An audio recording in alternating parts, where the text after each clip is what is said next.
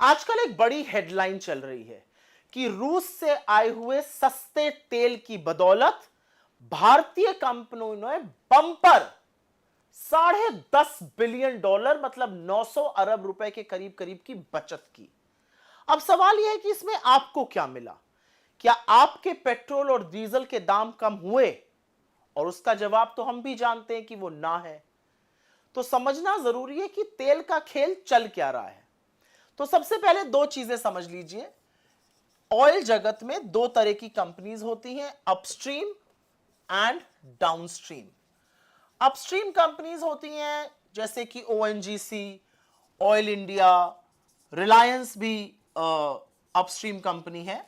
Reliance downstream में भी है। इसके अलावा आईओसी, एचपीसीएल, बीपीसीएल, ये डाउनस्ट्रीम कंपनीज होती हैं। ये जो कंपनीज हैं, अपस्ट्रीम कंपनीज जो हैं, ये तेल खोजती हैं, ये एक्सप्लोरेशन करती हैं, सी में, लैंड में, हिल्स पे ये तेल खोजने का काम करती हैं। जो तेल कच्चा आता है उसको प्रोसेस करने का, उसको रिफाइन करने का काम ये कंपनीज करती है। ये बाजार में तेल बेचती हैं। ये तेल पेट्रोल बनता है, डीजल बनता है, एटीएफ बनता है, जो एविएशन फ्यूल होता है, ये काम ये कंपनीज करती हैं। अब आगे की बात सुन लीजिए। हिंदुस्तान में आपको पता है कि करीब करीब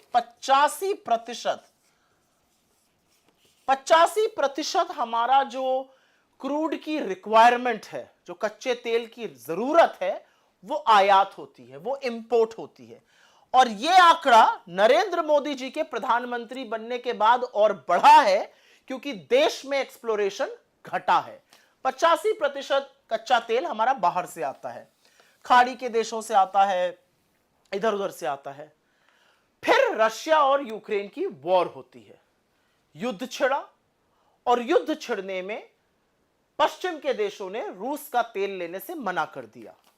एक बात और भी है कि रूस ने अपने तेल पर भारी डिस्काउंट दिया, तो इंडिया ने रूस से तेल खरीदना शुरू कर दिया। रूस सस्ता तेल इंडिया को बेच रहा था, और इतना तेल आ रहा है रूस से कि रूस जो कभी बड़ा मामूली सा खिलाड़ी होता था, आज मतलब हमारे ट्रेडिंग में, आज हमारे ट्रेडिंग पार्टनर्स की टोली में शामिल हो गया। हमारे और उनके बीच सबसे बड़ी कमोडिटी ऑयल की ट्रेड हो रही है।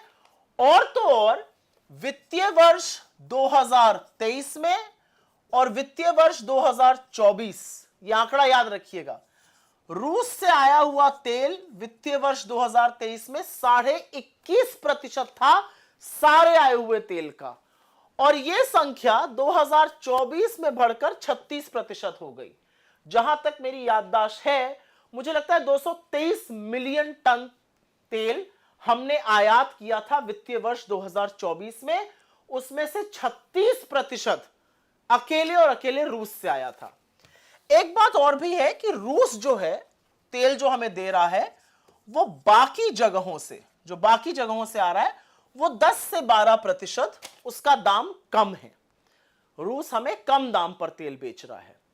रूस की देखा देखी और भी देशों ने हमें डिस्काउंट दिया। ईरान ने दिया, सऊदी अरेबिया ने दिया, जहां से हमारे जो ट्रेडिशनल हमारे सप्लायर्स रहे हैं कच्चे तेल के, उन्होंने भी डिस्काउंट दिया।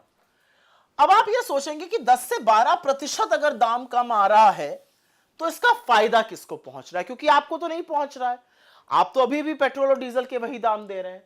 तो फायदा पहुंच रहा है 5 कंपनियों को, IOC, HPCL, BPCL, Reliance industries और नियारा एनर्जी। इन लोगों को फायदा पहुंच रहा है। इन्होंने रूस के सस्ते तेल से, केवल अभी मैं खाड़ी के देशों के डिस्काउंट वाले तेल की बात नहीं कर रही हूं, सिर्फ रूस के सस्ते तेल से इन 5 कंपनियों ने $10.5 बिलियन, फिर से पढ़िए इस फिगर को, $10.5 बिलियन मतलब 900 अरब रुपए की बंपर बचत की है। पर आपके बिल क्यों नहीं कम हुए? आपके बिल इसलिए नहीं कम हुए क्योंकि सरकार ने लगातार 13 बार एक्साइज बढ़ाई, और वो वाली बढ़ाई जो राज्यों के साथ साझा नहीं होती है। 3 बार मात्र घटाई। डीरेगुलेशन तो ये कहता है विश्व मार्केट में कच्चा तेल महंगा है तो आप ज्यादा देंगे, सस्ता है तो आप कम देंगे। लेकिन जब सस्ता होता है तो आपको राहत नहीं मिलती है।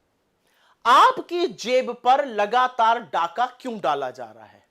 तेल के नाम पर मुनाफाखोरी कुछ कंपनियों को करने दी जा रही है, लोगों को राहत क्यों नहीं पहुंच रही है? सरकार क्यों मिडिल क्लास को, पेट्रोल डीजल यूज करने वालों को दुधारू गाय समझकर उनका शोषण करती है? यह मुनाफाखोरी नहीं तो और क्या है? यह आपकी जेब पर डाका नहीं तो और क्या है? रूस से सस्ते तेल में लोगों ने बचत की $10.5 बिलियन, 900 अरब रुपए की। आपने 9 नए पैसे की बचत की है? सोचिएगा जरूर।